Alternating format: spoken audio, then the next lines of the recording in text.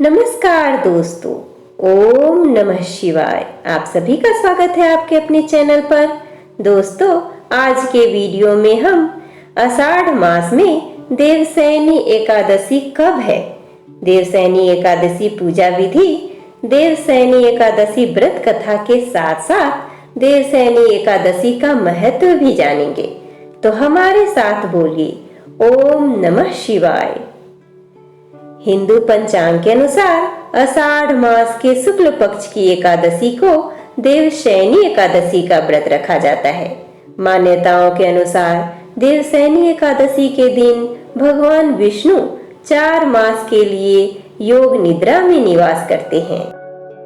दोस्तों, हिंदू धर्म में देवशयनी एकादशी का खास महत्व है। यह हर साल आषाढ़ मास के शुक्ल पक्ष की एकादशी तिथि को मनाई जाती है। ऐसी मान्यता है कि इस दिन श्री नारायण 4 माह के लिए पाताल लोक में राजा बलि के यहाँ योग निद्रा में चले जाते हैं और कार्तिक मास के शुक्ल पक्ष की एकादशी तिथि को फिर से स्वर्ग लोक को प्रस्थान करते हैं। इस एकादशी को कई नामों से पुकारा जाता है। ऐसी मान्यता है कि 4 महीने में भगवान क्षीर सागर में शेषनाग की सैया पर रहते हैं। इन 4 महीने में विवाह आदि जैसे शुभ कार्य नहीं किए जाते हैं। अब दोस्तों, हम साल 2022 में देवशयनी एकादशी तिथि और समय के बारे में जानेंगे। पंचांग के अनुसार आषाढ़ मास के शुक्ल पक्ष की एकादशी तिथि को देवशयनी एकादशी का व्रत रखा जाता है। वैसे तो 9 जुलाई की शाम से ही एकादशी तिथि प्रारंभ हो जाएगी, लेकिन हिंदू धर्म में हर कार्य सूर्योदय से ही प्रारंभ होता है। इसलिए इस बार देवशयनी एकादशी का व्रत 10 जुलाई को रखा जाएगा।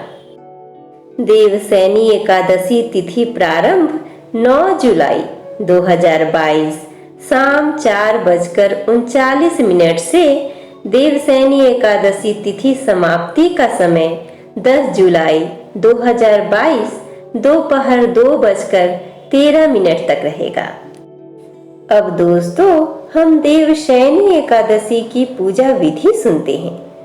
देवशयनी एकादशी का व्रत करने के लिए उस दिन आप सुबह सुबह उठकर नित्य क्रिया से निवृत्त होकर स्वच्छ वस्त्र धारण कर लें।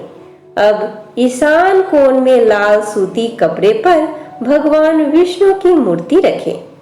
अब भगवान गणेश और भगवान विष्णु की मूर्ति पर गंगा जल छिड़क कर उन्हें तिलक लगाएं। अब भगवान की तस्वीर पर फूल और खीर चढ़ाएं। अब दीपक जलाकर भगवान विष्णु का आह्वान करते हुए उनकी आरती गाएं। पूजा हो जाने पर प्रसाद वितरण करें। इस दिन सात्विक भोजन ही करें। बचे भोजन को उस दिन घर के दक्षिण कोण में फेंक दें। इस तरीके से देवशयनी एकादशी का व्रत करने से पाप और कर्मों से मुक्ति मिलती है। इस दिन भगवान विष्णु का जाप मंत्र जरूर करें। अब दोस्तों, हम देवशयनी एकादशी की व्रत कथा सुनते हैं।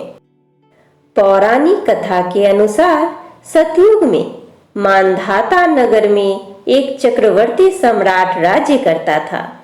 एक बार उसके राज्य में 3 वर्ष तक का सूखा पड़ गया।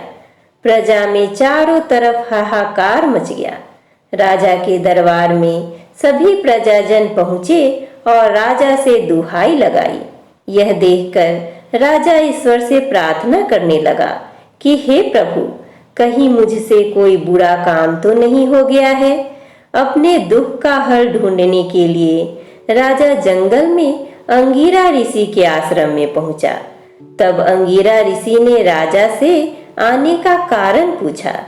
राजा ने करबद्ध होकर ऋषि से प्रार्थना करते हुए कहा, हे ऋषिवर, मैंने सब प्रकार से धर्म का पालन किया है, फिर भी मेरे राज्य में 3 वर्षों से सूखा पड़ा हुआ है।